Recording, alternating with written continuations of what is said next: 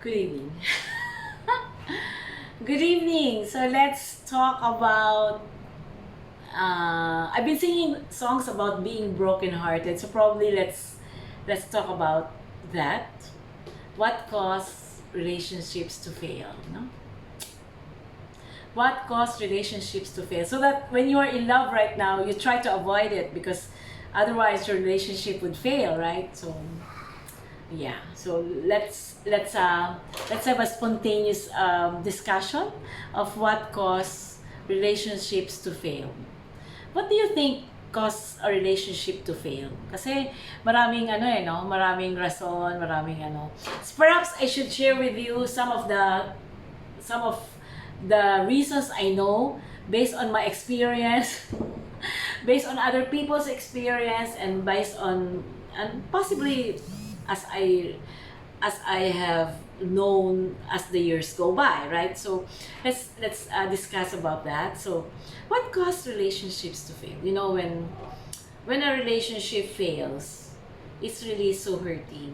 It's really your heart is really broken. You know, but my thoughts on that is that these are my thoughts. You don't fall in love and you don't say I love you just because you want to say I love you. Kumbaga parang pwede na pwede na. No, it's not that. You have to say I love you if you mean it. Okay? So and if not, then you're just playing. You're not saying you're not loving, right? So you're just using the person. So assuming that you have that common foundation of saying I love you in its true sense, then the next step is how to preserve your relationship. So basically, parang kung sa mag-asawa, how do you keep their love burning? Or, but then, ang init. So, but then if you study what causes the relationships to fail, what causes the relationship to flourish, and all that. So, in so doing, because when you love a person, then your heart is focused into him, and your life is focused into him, your goals in life is focused into him as well, all your ambitions are focused into him as well. So basically siya yung mundo mo, di ba, kung ikaw ay nagmamahal ng tunay. So in that sense, if you're loving the person truly, how do you preserve or maintain the strong relationship? It's really a big question. So my thoughts on that is that to preserve the relationship, you must have the following. No, ito sabi ko sa iyo based on what I learned. No?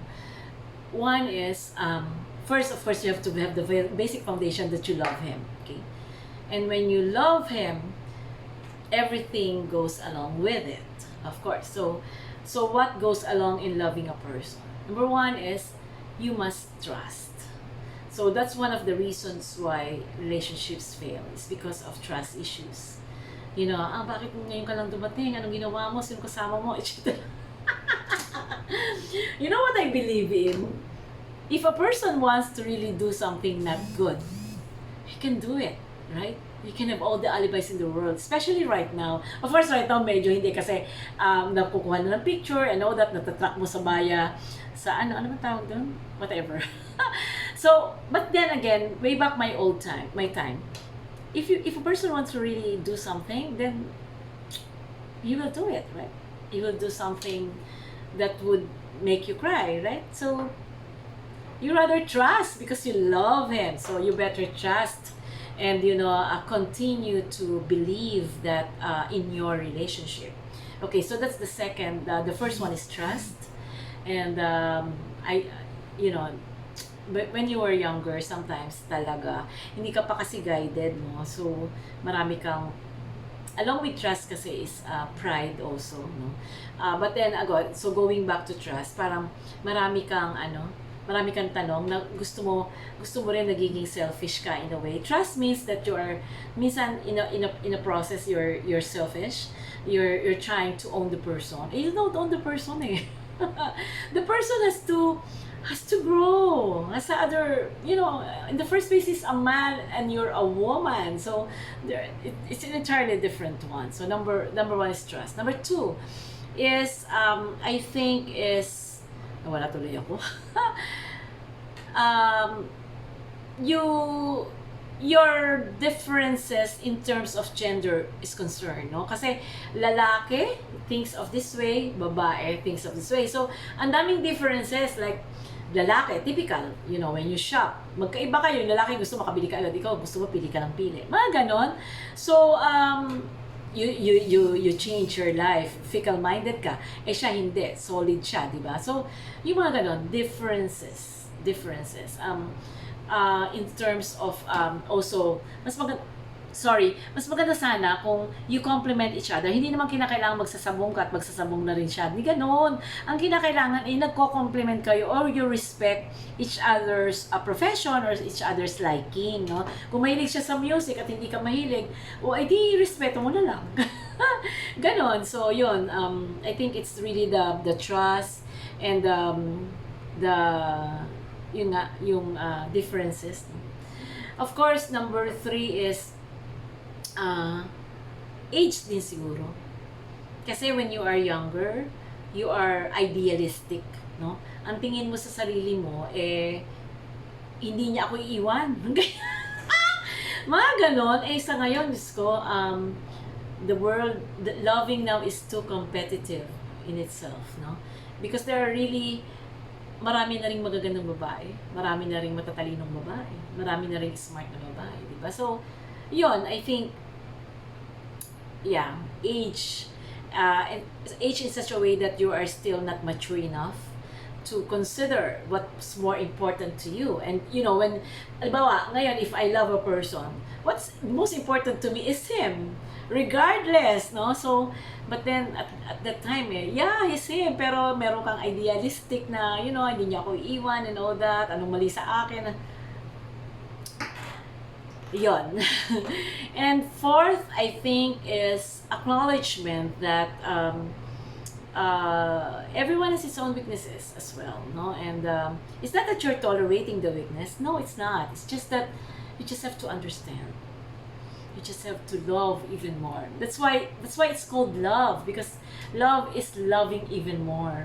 Even the imperfections, even the eccentricities, even those that for one reason or another you probably wouldn't even accept.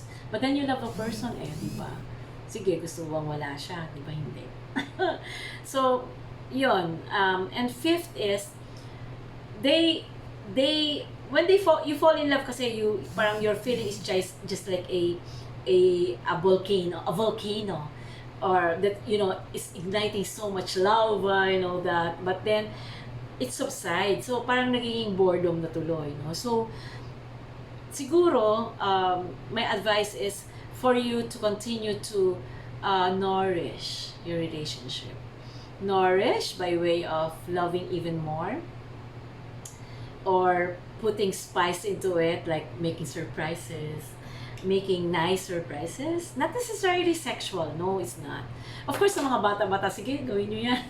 Pero sa mga matatandang katulad ko, surprises, like, pagluto mo siya, kung hindi ka naman marunong magluto, hindi mag-aral ka magluto, ganon, mag-compose ka ng poem, or, And, another probably is, yung, di ba there are different types of loving, no? Hindi ko pa nadidiscuss yun, yung giving gifts, ano pa yung isa? Words, vocal, something. And then, love.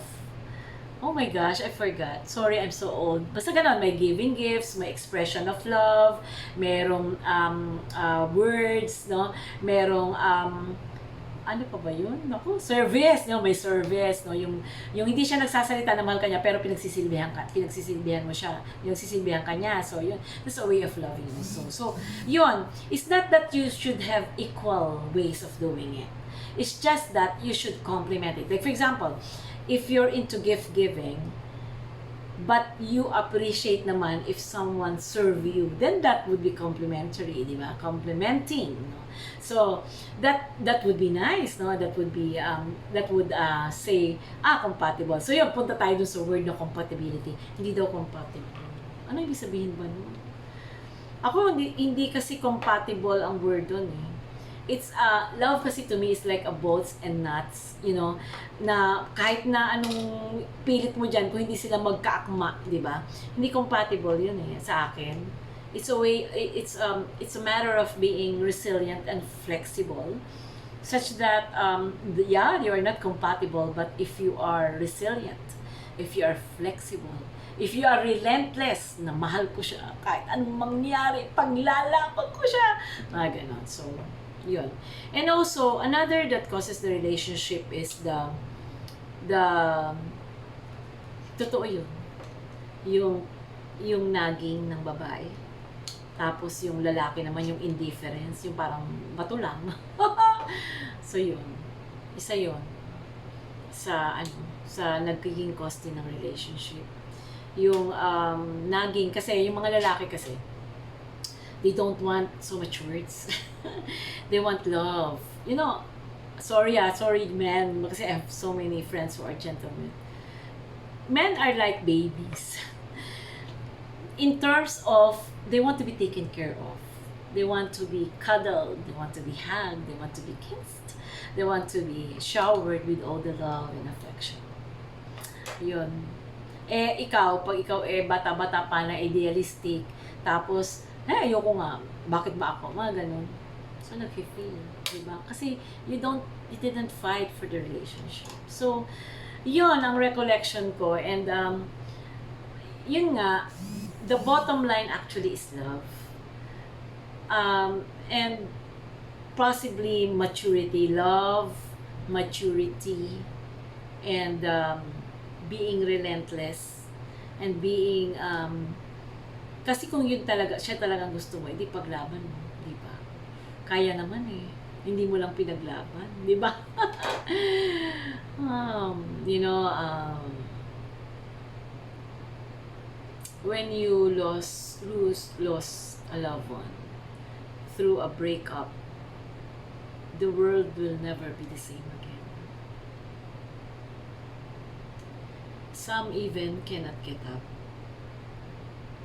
Some even will live a life in shambles, and some will even just not be strong enough to accept what happened. And you know what? That's how it is. It's good if you could find someone better, someone who would cover up for what you have missed or whom you have lost. But if not, then it's really not that simple. So if you are having a young love and you're into a relationship, I recommend that you fight for your love, you nurture your love. You try to be humble enough. You try to be matiisin. Because if you really love him, you can do anything for him. And you know, it's a misconception that gentlemen do not compensate, or shall I say reciprocate. No, it's not. They also know how to love. They are also caring individuals. It's just that they are not showy. Yes, they are not, but they know how to care. They know how to shall I say ano yun, yung itinatangi nila at pinasasalamatan to show their gratitude, no? So yun. So continue to love and don't get tired of loving, because love is the ultimate happiness that love can bring. Sabi nga nila is, if you love a person, that's good.